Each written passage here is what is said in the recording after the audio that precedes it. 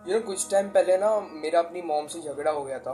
और reason simple था और छोटा सा रीज़न था कि मैंने साइंस छोड़ के कॉमर्स क्यों ले लिया।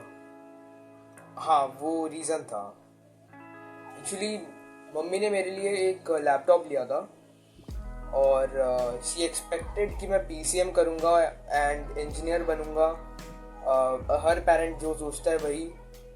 बट उस वक्त ऑनेस्टली मैं फील नहीं कर रहा था कि मुझे पीसीएम लेना चाहिए और मुझे कॉमर्स लेना ज़्यादा प्रैक्टिकल लगा।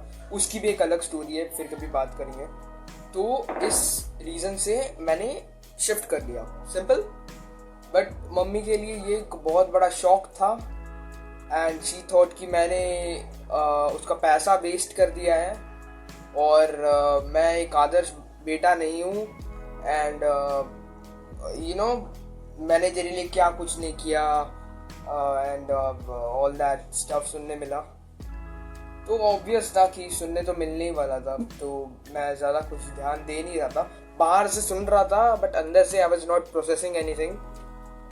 तो बस चल रहा था, वहाँ से शब्द आ रहे थे, शब्दों के बाण चल रहे थे, लेकिन मैंने एक कवच बना लिया था अपने दिमाग के अराउंड कि भाई ये प्रोसेस नहीं होने देना है, ठीक है। कुछ डीमोटिवेट नहीं होना है, क्योंकि मोस्टली ऐसा हो जाता है ना, पेरेंट्स बहुत कुछ बोल देते हैं and you get demotivated.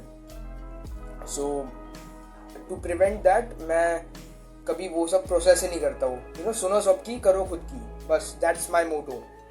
And मुझे कहीं ना कहीं पता था कि जो जो भी वो सब बोल रही है, she is saying it all out of emotions. और जब इंसान इमोशनल होता है तब वो लॉजिक से काम नहीं लेता। जिस जो मैंने इस वीडियो में बात करी है, आप यहाँ पे क्लिक करके देख लेना। तो मैं बस सोच रहा था कि ठीक है, चलो ये टाइम निकल जाने दो। मैं कुछ प्रोसेस नहीं कर रहा था दिमाग में। आई वाज जस्ट लाइक ठीक है, बोलने दो यार, बोलने दो, let your frustration out mummy, ठीक है। फिर वो चली गई after an half an hour of shouting.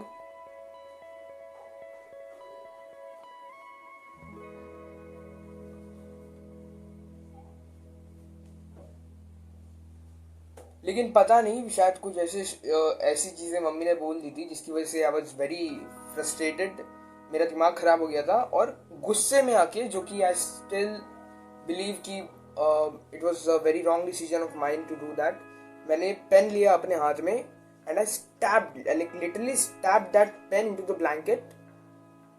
And result, pen की निब टूट गई और पूरी ink, it got spilled all over the floor. Thank god blanket को कुछ नहीं हुआ, लेकिन फ्लोर पे पूरा फैल गया था इंक। अब मैं अगर चाहता तो पूरा ब्लेम मम्मी पे डाल सकता था कि यार ये सब मम्मी की वजह से ही हुआ है। पर फिर मैंने एक बात सोची।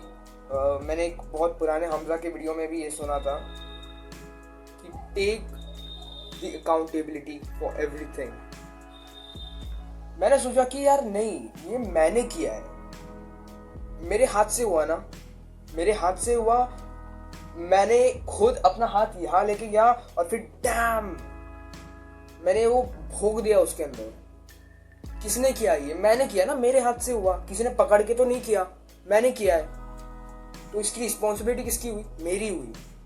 तो फिर मैंने बिना किसी को बताए, बिना किसी के देखे, वो मैंने चुपचाप साफ कर दिया। जो भी गंद फैलाया था सब साफ कर दिया मैंने। किसी को कुछ पता नहीं चला, आज दिन तक कुछ पता नहीं चला किसी को।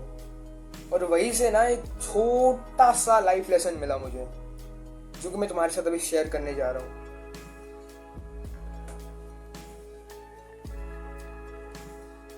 If your hands are bloody, you are the killer.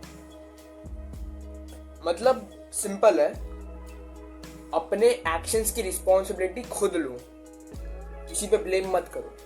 देखो यार, लाइफ में ना हर बार कोई ना कोई तुम्हें ट्रिगर करेगा, कोई तुमको प्रोवोक करेगा या कोई तुमको गलत समझेगा, तुम्हारे इंटेंशंस को गलत समझेगा, तुम्हें मिस अंडरस्टैंड करेगा।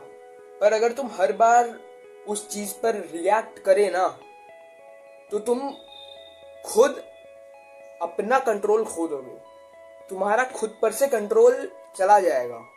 तुम अपनी इमोशंस का जो स्टेयरिंग व्हील है, वो किसी और के हाथ में दे रहे हो, उसका सिंपल सा यही मतलब है। और एक और लेसन है, दूसरा लेसन आज का, don't let anybody else's words decide your state of mind. अगर किसी के कुछ बोलने से तुम्हारा सेम स्टेट ऑफ माइंड अगर हिल गया ना, तो समझो तुम्हारा रिमोट कंट्रोल उनके हाथ में चला गया। और जब रिमोट कंट्रोल हाथ से गया तब ब्लेम करने का राइट भी गया।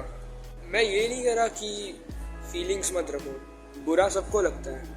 मैं बस ये कह रहा हूँ कि पॉज लो, थिंक बिफोर रिएक्टिंग। आप एक बार खुद से पूछ के देखना, क्या ये चीज़ इतनी वर्दी है कि मैं इस चीज़ के लिए अपना पीस लूज करूँ? आपका आंसर होगा नहीं। सो नेक्स्ट टाइम जब कुछ गलत हो जाए, अ फाइट और एन आर्ग्यूमेंट और maybe some bad day at work, और अपने आप से एक सवाल पूछो, मैं क्या कर सकता हूँ अभी? जो कर सकते हो वो करो, और जो हाथ में नहीं है वो छोड़ दो। Because at the end of the day responsibility लेना या फिर अकाउंटेबिलिटी लेना कोई गिल्ट वाली बात नहीं है। क्योंकि ब्लेम गेम खेलने से मेरे हिसाब से तो कभी किसी की ग्रोथ नहीं होती। Accountability, that's real power.